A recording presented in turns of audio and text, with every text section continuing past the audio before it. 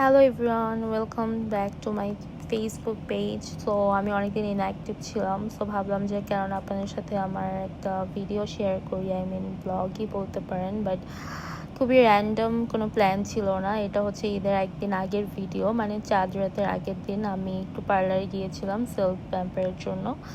And এই পার্লারটা মোহাম্মদপুরে নতুন হয়েছে। পার্লারটার নাম হচ্ছে ভাইব্রেন্ট লুক বাই তুলি। বাট সার্ভিসের কথা আর কি বলবো, পুরো পার্লারে এই একটা ফ্যান ছিল।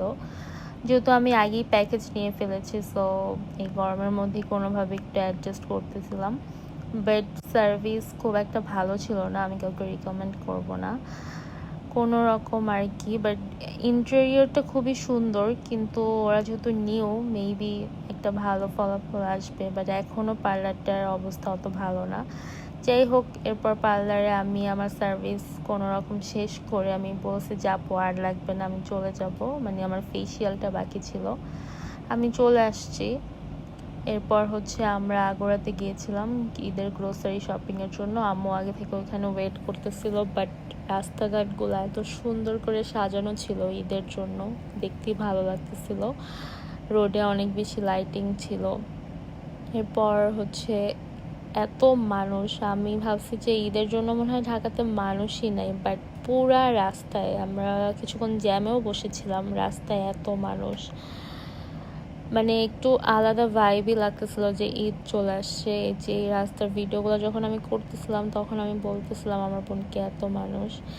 এরপর আর কি আগ্রায় এই যে আমাদের গ্রোসারি শপিং, ঈদের জন্য বাসার অনেক কেনাকাটা আমরা করলাম, মানে যা যা লাগে আর কি একটা ঈদে। তো বাসায় অনেকজন গেস্ট টেস্ট আসছে। আর সুপার শপগুলো তো ওই দিন অনেক ভিড় ছিল, সবাই আসলে ঈদের জন্য কেনাকাটা নিয়ে ব্যস্ত ছিল ওই দিন আর কি। আমরা এরপর বাসায় চলে আসি, আমি আর আমার আম্মু। এরপরে আগ্রার সামনে বের হয়ে দেখি এত মানুষ, এত মানুষ, মানে কি বলবো, আর মনেই হচ্ছিল না যে মানুষ গ্রামের বাড়িতে গেছে। তারপরে হচ্ছে এটা হচ্ছে তার পরের দিনের ক্লিপ। যেহেতু গতকালকে পার্লারে যে আমি একদমই স্যাটিসফাইড ছিলাম না, সো এর পরের দিন আমি আবার একটা পার্লারে যাই। এটা হচ্ছে ধানমন্ডি 27-এ। মেইনলি আমি ওখানে নেলস করতে গিয়েছিলাম আর আমার হেয়ারের কিছু কাজ করতে গিয়েছিলাম। এই যে ওরা আমার নেলস করতেছে, বাট ওদের সার্ভিস পেয়ে আমি খুবই স্যাটিসফাইড। মানে নেলসটা আমার খুবই পছন্দ হয়েছে, আমি একদম যেরকম চেয়েছিলাম নেলসটা ঠিক সেরকমই করে দিয়েছে আমার আপু।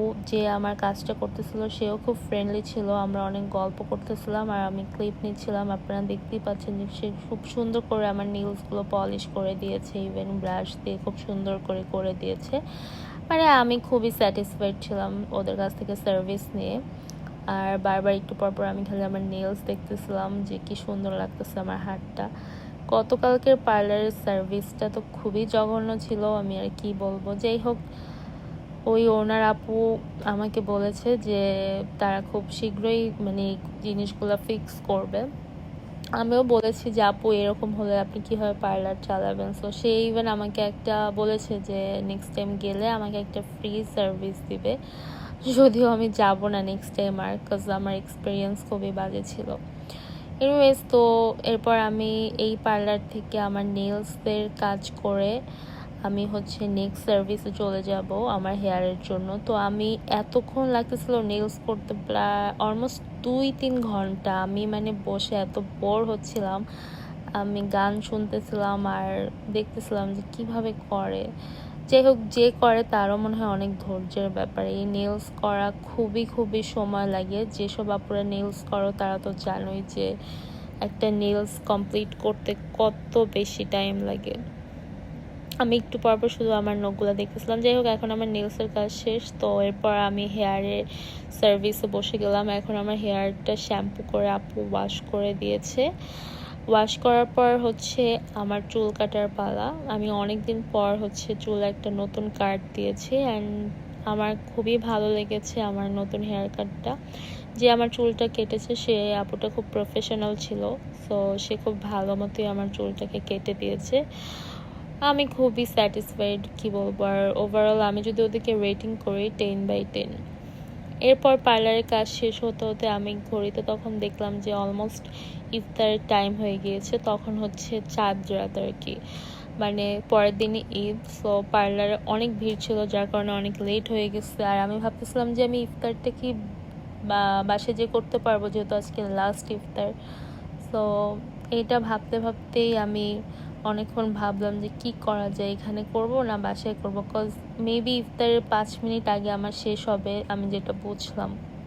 তারপর আমি জিজ্ঞেস করলাম যে আপু আমার কতক্ষণ লাগতে পারে, বিকজ আমার আরও কিছু জিনিস বাকি ছিল। পরে আমাকে তারপর আমি ভাবতেছিলাম, আপুকে বলতেছিলাম যে আমার এখন কি করা উচিত, বিকজ আমি চাচ্ছিলাম লাস্ট ইফতারটা আমার ফ্যামিলির সাথে করতে। যাই হোক, শেষ হয়ে গিয়েছে ইফতারের ঠিক 5 মিনিট আগে। পর আমার বাসা থেকে যেহেতু পার্লারটা বেশি দূর না, আমি ভাবলাম বের হয়ে যাই। তো বের হতে হতেই রাস্তার মধ্যে আসলে আজান দিয়ে দিয়েছে। আর তখন আমার কাছে একটু পানি ছিল, আমি পানি খেয়ে নিলাম। সো যেহেতু আজান দিয়ে দিয়েছে, আমি আর বাসায় যাইনি। আমি আমার বোনকে বললাম টোকিও স্কয়ার আসতে, বিকজ মেহেদি দিব আমরা। যে আমার মেহেদিটা লাগানো শেষ অলমোস্ট। আমি ও এত মানুষ ছিল মেহেদির এখানে, সিরিয়াল আর সিরিয়াল। সো ওইখানে যাওয়ার পর একটা ইন্টারেস্টিং কাহিনী হয়। আমার ছোটোবেলায় একটা স্কুল ফ্রেন্ডের সাথে আমার দেখা হয়ে যায়। মেইনলি ওই নাকি এই মেহেদি ফেস্টটা অর্গানাইজ করছে, যেটা শুনে আমার খুবই ভালো লাগলো যে আমার স্কুল ফ্রেন্ডরা এখন কত ভালো ভালো কাজ করতেছে, লাইক এত বড় একটা ফেস্টও অর্গানাইজ করেছে। সেই ছোট্ট ফ্রেন্ড আজকে এত বড় হয়ে গিয়েছে। যাই হোক, তো আমি দেখতেছিলাম যে এখনও চাঁদ রাতে, ঈদের আর একটু সময় বাকি, মানুষ এখনও ধুমায় শপিং করতেছে। এটা হচ্ছে আমার ছোট বোন, ও মেহেদি দিচ্ছিল আর আমি বারবার আমার হাত দেখতেছিলাম। যদিও আমার গলা আসলে একটু বসে গেছে, সো আমি জানি না আমার ভয়েসটা ঠিক মতো মানুষ দেখবে কিনা। এরপরে ইভেন অনেক ছেলেরাও দেখলাম আমি মেহেদি দিচ্ছে, যেটা দেখে আসলে আমি একটু অবাকই হলাম। আমি বারবার আমার মেহেদি দেখতেছিলাম, আমার কাছে খুবই ভালো লাগতেছিল। আর এত ভিড় ছিল, আসলে কি বলবো। আর এটা হচ্ছে আমার বোনের মেহেদি ডিজাইনটা, বাট প্রাইসটা একটু হাই ছিল। আমি যেটা বলবো, এইটুক ডিজাইন আমার বোনের হাতে, এটা অলমোস্ট 600 টাকা ওরা নিয়েছিল। এরপর আর কি মেহেদি দেওয়া শেষ করে আমরা একটু দেখতেছিলাম মলে, আমার কিছু কেনাকাটা বাকি ছিল। সো আমি একটু শপিং করলাম। শপিং শেষে আমি আমার ফ্রেন্ডের শপে চলে আসছি। ও মেইনলি পেটের যত সব টাইপ খাবার বলেন, পাখির, মাছের, সব কিছু এখানে পাওয়া যায়। এই শপটা মোহাম্মদপুরের টাউন হলে। সো আপনাদের যাদের বিড়াল, পাখি বা মাছ রয়েছে, আপনারা ইজিলি এখান থেকে যে কোনো কিছু কালেক্ট করতে পারেন। ওর শপের অ্যাড্রেসটা আমি দিয়ে দিব। এই আর কি। তো ওর এখান থেকে শেষ করে আমি আবার একটু টোকিও স্কয়ারে যাই, বিকজ আমার এখানে কিছু কাজ থাকে। তো শপিং শেষ করে আমরা এই যে বের হয়ে গেছি। এটা হচ্ছে চাঁদ রাতের বাইরের অবস্থা। এত বেশি মানুষ ছিল যে কি আর বলবো। সো এই হচ্ছে আমার চাঁদ রাত পর্যন্ত ব্লগ। ঈদের ব্লগটা খুব তাড়াতাড়ি আসবে, আপনারা যদি দেখতে চান চলে আসেন। আর এই যে এই কুটু বিড়ালটা ওর শপে ছিল, এই ভিডিওটা আমি অ্যাড করে দিলাম। বিড়ালটা খুবই কিউট ছিল, যদিও এই বিড়ালটা নাকি ওদের দোকানে আসে খাবারের জন্য, এটা এখানের বিড়াল না। আর আমার ফ্রেন্ডও ওকে খাবার খাওয়ায়। এছাড়া এই মাছগুলো ওই দোকানের ক্লিপে আমি নিয়েছিলাম। যাই হোক, এই পর্যন্ত সবাইকে ঈদের যাই হোক। সো আই হোপ আপনারা সবাই ভালো আছেন। আর আজকের ব্লগটা এই পর্যন্তই। আমি আসলে পেজে খুব একটা অ্যাক্টিভ না, বাট আমি ট্রাই করব যদি আপনারা আমার ভিডিও লাইক করেন, বেশি বেশি করে ভিডিও দেওয়ার।